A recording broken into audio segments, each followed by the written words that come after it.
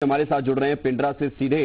दुर्गेश, मुख्यमंत्री भूपेश बघेल पहुंचे हैं और पिछली सरकार पर निशाना भी साधा है और जोगी परिवार को लेकर कहा कि जो मैदान में नहीं उसके बारे में क्या कहा जाए। फिलहाल क्या हवा है? देखिए, कांग्रेस ने अपनी पूरी ताकत झोंक दी है मरवाही में। मैं जहां पर खड़ा हूं यहाँ अभी टीएस सिंहदेव मौजूद है। आप पीछे मेरे हेलीकॉप्टर देख सकते हैं। हेलीकॉप्टर से वो सभा लेने आए थे। आज ताबड़तोड़ 3 सभाएं टीएस सिंहदेव ने ली है। मुख्यमंत्री की सभाएं हैं। अगले 2-3 दिनों तक मुख्यमंत्री यही रहेंगे। आज उन्होंने 3 सभाएं ली हैं। कांग्रेस यहाँ अपनी पूरी ताकत लगा रही कि मरवाही किसी भी कीमत में उनके पास आना चाहिए। आपको ये जानकारी पहले से ही है कि यहाँ पर जो उनके विधायक है, ज्यादातर विधायक यहाँ पहले से मौजूद है। कैबिनेट मिनिस्टर सारे मौजूद है। आज यहाँ पर गृह मंत्री, स्वास्थ्य मंत्री, स्कूल शिक्षा मंत्री, लेकिन जितने भी सारे बड़ी कद्दावर मंत्री हैं वो सारे मरवाही में मौजूद हैं। और कांग्रेस जिस हिसाब से ताकत लगा रही है उससे ये स्पष्ट है कि हालांकि कांग्रेस पूरी बहुमत में है, एक सीट कुछ बनना बिगड़ना नहीं है, बावजूद कांग्रेस मरवाही को किसी भी कीमत पे नहीं छोड़ना चाहती। जी बिल्कुल, तो मरवाही की जंग में कोशिशें जारी हैं। रजनी, पूरी सरकार इस वक्त मरवाही में है, तमाम मंत्री मरवाही में है, खुद मुख्यमंत्री मरवाही में है, जनसभाएं कर रहे हैं, प्रचार कर रहे हैं। एक सीट की बात नहीं है जो दुर्गेश कह रहे हैं, ये जोगी का गढ़ है और उस गढ़ को हमेशा हमेशा के लिए कांग्रेस अपना गढ़ बनाने की दिशा में आगे बढ़ रही है। बिल्कुल वही बात है जो हमारे सहयोगी दुर्गेश बता रहे हैं कि मरवाही महज किसी एक सीट का चुनाव नहीं है, बल्कि ये शाख का प्रश्न है, प्रतिष्ठा का प्रश्न है। मरवाही वो सीट रही है जहां से अजीत जोगी लगातार चुनाव जीतते रहे हैं, भले वो कांग्रेस की सीट पर चुनाव जीतते रहे हो या जनता कांग्रेस की सीट पर चुनाव जीतते रहे हो, लेकिन ये जोगी का गढ़ माना जाता है। अब जब अजीत जोगी नहीं है, उसके बाद इस सीट पर किसका कब्जा होगा ये देखने वाली बात होगी।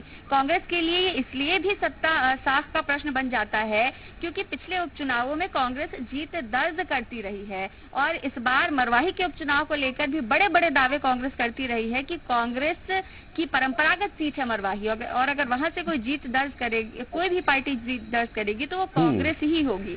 भाजपा के भी अपने दावे हैं और ये बात भी कही जा रही है, कांग्रेस की तरफ से आरोप भी लगातार लगाए जा रहे हैं कि भले ही जेसीसी चुनाव ना लड़ रही हो, लेकिन किसी न किसी तरह से भाजपा को फायदा पहुंचाने की कोशिश जरूर की जा रही है। तो देखना बहुत दिलचस्प होगा कि बिल्कुल देखना तो ये दिलचस्प होगा ही कि किसकी जोर आजमाइश रंग ला रही है। दुर्गेश, आपकी तरफ आएंगे, मुद्दे क्या है वाकई में मरवाही के जिन पर चुनाव हो रहा है या होना चाहिए, या जिस तरफ ध्यान ही नहीं है किसी का? देखिए, कांग्रेस यहाँ पर सिर्फ अपने विकास के मुद्दे को लेकर जनता के बीच जा रही है। उनका साफ तौर पे कहना है कि हमने जिले की घोषणा की है और जिले की घोषणा हमने तब की जब ये कंफर्म था कि अजीत जोगी यहाँ रहेंगे। मतलब ऐसी कोई संभावना नहीं थी कि उनकी न तबीयत खराब थी न वो ये सीट खाली थी। हमने स्वच्छ मन से यहाँ का विकास किया है। जो यहाँ की लंबी पुरानी मांग थी उसे भी हमने पूरा किया है। इसलिए यहाँ की जनता हमें जिले के नाम पे वोट दे, हमारे विकास के नाम पर वोट दे। वही जो भाजपा है वो लगातार उपचुनावों में जो मिली उसे हार है उसे होना चाहती है और उसके लिए पूरी ताकत लगा रखी है। रमन सिंह भी यहाँ मौजूद है।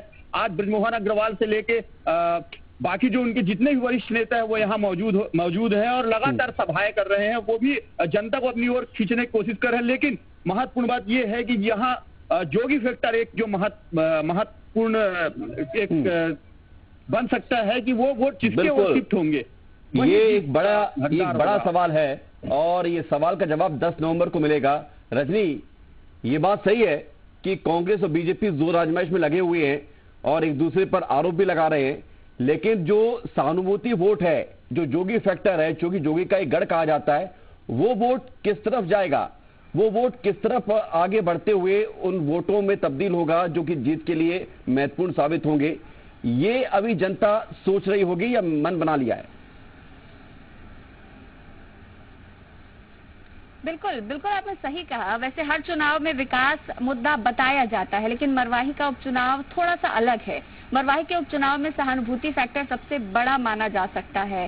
जेसीसीजे भले ही चुनाव ना लड़ रही हो, लेकिन इस बात से इनकार नहीं किया जा सकता कि अजीत जोगी मरवाही की जनता के दिलों में बसते हैं।